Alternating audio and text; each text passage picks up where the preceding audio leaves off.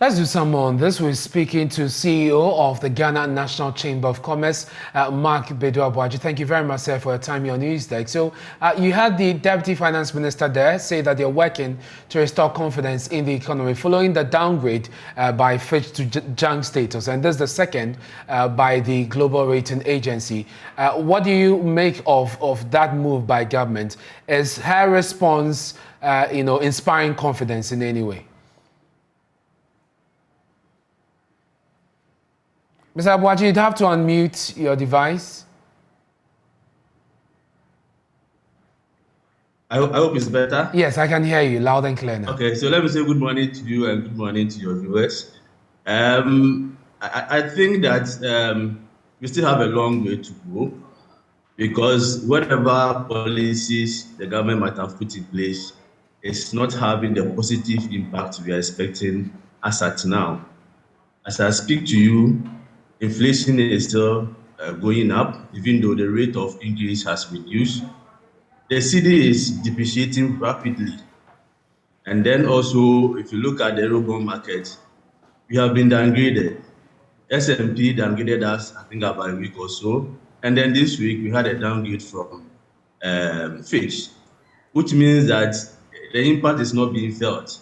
So the businesses are still suffering. So whatever the government said they might have done, let me be frank with you, is yet to be felt within the business circles. Things are getting worse by the day, even though we are hopeful that by the first quarter, things will turn around and the economy will do better. But for now, I don't think the business environment is good for... Give us a fair idea of, what the impact has been. And I'm talking about the depreciation of the cedi on your business in the previous quarter, the first 2 quarters of the year. Well, it's been a huge negative impact on businesses. Largely, our economy is import dependent. We can't take that fact away. Until we change the structure of the economy, we'll be experiencing this. Most of our members, even those who are in the manufacturing industry, some import raw materials from other parts of the world, and those who are importing finished goods also need a dollar to do that. So when the dollar depreciates, invariably you need more of the cedis to get at least the same quantity of goods or the same amount of dollars that you need. And this has actually depleted the capital of most of the businesses. So now either you are importing less or you are not importing at all. Or if you want to match up whatever you were doing previously, then you need to go for a loan. And interest rates are also very high, given the fact that policy rates have gone up. So the impact is that businesses are suffering from this depreciation. And this is obvious from the performance of businesses in the first half and also the last quarter. We realize that most businesses are just keeping in. They are just adopting survival measures to ensure that at least they keep their customers and also they keep their labor force. I mean, it's not good for a country to have its currency depreciating. And the Ghana Union of Traders Association, Mr. Aboagye, actually did raise this issue of the depreciation, and they actually have fears that going into the last quarter, as we prepare for Christmas sales, the situation might worsen.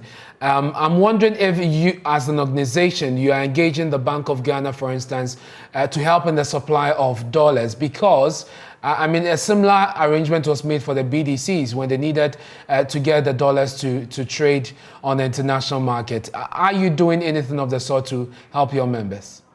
Yes, we have engaged the governor on a number of issues, but let us put the situation in context. How do we get the dollar or the foreign exchange? We can get it when we export. Now, we don't export that much. The other way is also for us as a country to borrow from the euro market. The door virtually has been closed on us. So we are not exporting, so we are not getting the revenue that we expected to get. We are also not being able to borrow from the euro market. So the dollar virtually the supply is lower as compared to the demand for the dollar.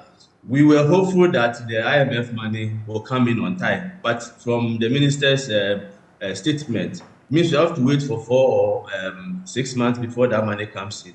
So we are afraid about what is going to happen within the next 4 or 5 months, getting close to Christmas, where there is more demand for the dollar.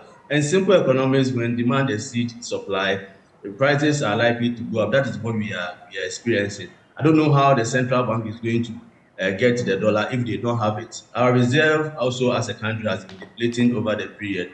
So the situation is a very difficult one. We are hoping that, for me, that the IMF money will come in, or any of the multilateral agencies or development partners will look at our situation and decide that we want to support you with some foreign currency to shore up your reserve and also to be able to meet the demand that's out there. Otherwise, by the end of the year, if things continue the way it is, we are likely to hit about 11 by the end of the year. And of course, confidence is very low. So it's also enhancing speculations within the economy. People who don't even need the dollar are now rushing to buy the dollar as a store of value for them to be able to create money out of it. And I think that is not helping Yeah, economy. and you did talk about the IMF. The president has indicated that next week they're resuming talks with the international body. Let's see what becomes of that meeting if we're going to get a program anytime soon. I'm grateful for your time. That's Mark Badu-Aboagye, CEO of the Chamber of Commerce, joining us with his thoughts there.